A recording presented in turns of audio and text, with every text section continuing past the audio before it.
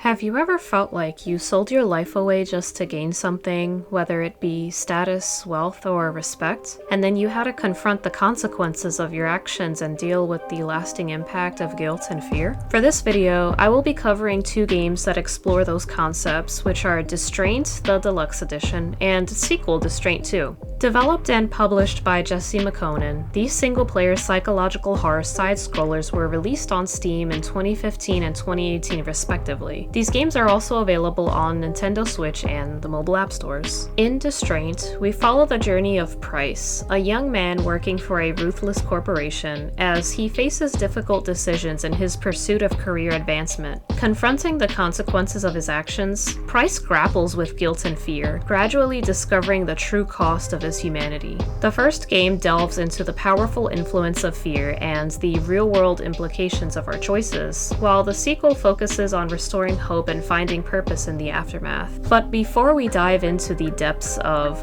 this analysis, I must warn you that this video does contain spoilers. If you haven't played these games yet, I encourage you to watch my gameplay videos first to experience the story firsthand. And if you enjoy this content, remember to like and subscribe for more. So sit back, get cozy, and join me as we explore the profound psychological themes of Distraint.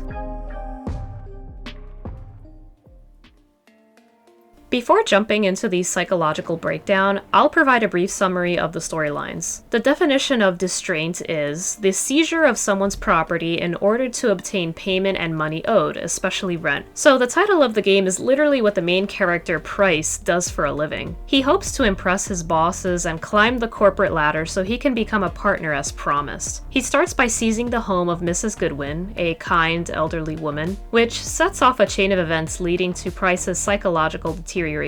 As he seizes more properties, guilt and haunting hallucinations consume him, revealing the dark secrets of the exploitative company he works for. The game culminates in Price's overwhelming guilt and a potentially tragic ending. Now, as a side note, I played the deluxe version of the game, which apparently includes an extra chapter covering more of Price's backstory and his relationship with his father, while also introducing new puzzles and improved graphics. In the second Distraint game, Price awakens in an alternate reality, revisiting familiar locations from the first game and confronting childhood memories. He encounters Reason, personified as an old man who guides him on a quest to find hope. Throughout the game, Price meets various characters representing abstract emotional states, such as greed, agony, loss, love, courage, and others. As he delves deeper into his mind, he unravels the psychological barriers he has built, leading to the core struggle of accepting the incredibly tragic death of his parents during his childhood. Now, I said I'd get all the spoilers over and done with, but I'm actually going to leave the ending of the second game until towards the end of the video. If you're already familiar with the ending, then great, but if not, then I promise this video will be worth watching until the end, and hopefully I would have talked long enough to convince you to like and subscribe and share this video with friends, and with that, I'll stop rambling. I'll be analyzing the diverse cast of characters in both games, including the victims of the property seizure, the company bosses, McDade, Bruton, and more, the personified abstract concepts, and of course Price himself. I'll of course mix in some honorable mentions, like this incredibly adorable beagle who is portrayed as a flesh-eating monster, but since I've got a full cast of characters to cover, I'll just dive right in.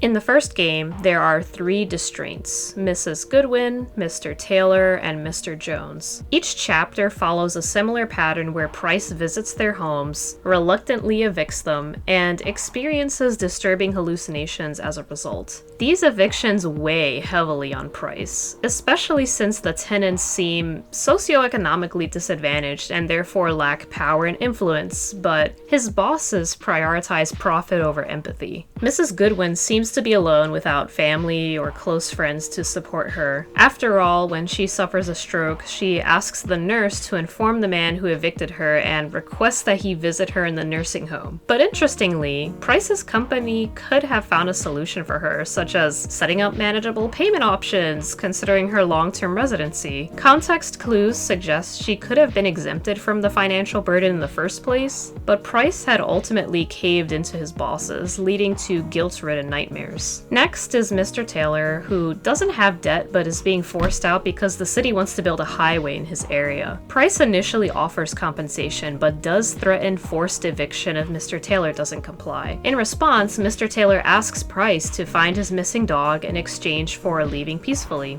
During the search, Price encounters the dog seemingly feasting on Mrs. Goodwin, but it turns out to be a hallucination as the dog is actually eating a fox carcass. Now, this scene is quite disturbing, so I did blur it out to shield your innocent eyes. But symbolically, dogs represent positive traits like loyalty and protection, while foxes represent manipulation and cunningness. So the dog eating the fox could reflect Price's internal struggle as his morals undergo a sinister transformation. Or it could simply be that Mr. Taylor's dog is a skilled hunter and I'm just overanalyzing. Feel free to share your thoughts in the comments below. Lastly, there's Mr. Jones, a starving artist who occasionally engages in questionable activities. It's unclear whether he was financially irresponsible or lacked a stable income to afford his residence, but similar to Mr. Taylor, he asks Price to run an errand in return for leaving peacefully. In this case, Price is tasked with finding the band for Mr. Jones's farewell party. It appears that Mr. Jones anticipated the eviction and simply wanted to make the most of his remaining time before being forced out. Towards the end of the first game, more backstory is revealed about each victim. When Price tries to resign, he hallucinates past conversations between his bosses and the tenants. Mr. Jones pleads for more time to find an apartment but is selfishly denied, leaving him at risk of homelessness. Mr. Taylor proposes relocating his house but is rejected due to the high cost and effort involved, even though he offered to foot part of the bill. As for Mrs. Goodwin, she struggled with rent due to medical expenses and an inheritance tax that she found unjust. As a side note, the game's setting appears to be in the United Kingdom, but I'm not well versed in the specifics of the inheritance tax system there or just in general, so I'll leave some resources down below for you to take a look. But even if Mrs. Goodwin was potentially eligible for exemption, this is a fictional game, so the terms may not directly mirror real-life laws. These scenes illustrate how the bosses exploit vulnerable populations just to accumulate wealth. Meanwhile, Price convinces himself that he's merely doing his job and indirectly blames the tenants for their financial troubles. That could have explained why Price was hallucinating these scenes at Mrs. Goodwin's nursing home, where he supposedly witnessed the staff using meat from the corpses of the recently departed to feed the remaining elderly. I mean, the front desk was literally called Deception, so that might have symbolized Price being deceived by his bosses into believing that people like Mrs. Goodwin were initially the ones at fault. Greed is slowly eating away at his morals.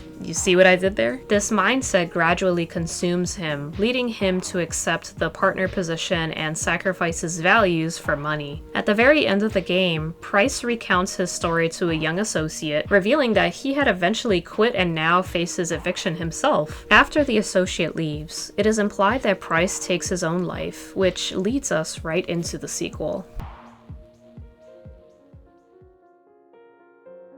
In Distraint 2, Price goes through 3 chapters titled Agony, Loss, and Forgiveness, each representing important themes in his journey. The game follows a different format than the first, with Price navigating a disturbing reality while being pursued by a circular entity and encountering personified emotions and concepts like greed, loss, and agony. Through therapy sessions and childhood flashbacks, Price explores his psyche and confronts the tragic events surrounding his parents' death. Each chapter concludes with a hopeful scene, symbolizing a potential future if he embraces hope. Price ultimately accepts his trauma and forgives himself, transforming into hope just as the final events of the first game unfold, thus causing hope to stop the real-life Price from ending it all and to choose life. Afterwards, he meets a woman who resembles his alleged future wife. These intense emotions in the game, initially depicted as frightening entities, ultimately help Price come to terms with his grief life and address his unresolved feelings. Greed represents Price's career ambitions, but he rejects it after understanding its destructive nature. Positive traits like creativity, motivation, forgiveness, and love aid Price in his personal growth and moving forward from this tragedy. The three movements of agony, loss, and forgiveness reflect Price's character development and acceptance of his past actions, which culminates into one of the final scenes where Price realizes that the circular entity that had been following him is trauma. You could say that trauma was also indirectly represented by Price's elephant plushie from his childhood, because in his adult life he's sometimes seen trying to escape from a monstrous version of it, symbolizing his initial tendencies to run away from facing the loss of his parents and ultimately his own innocence. It's something that may never truly go away, but over time will have less and less of a stronghold on him. Price's journey resonates with those who have experienced loss or struggle with self-forgiveness. Confronting oneself can be daunting, but it is an important first step for healing and progress. Seeking therapy or support from trusted individuals can facilitate this process. Just know that you're not alone, and the road to healing starts with you.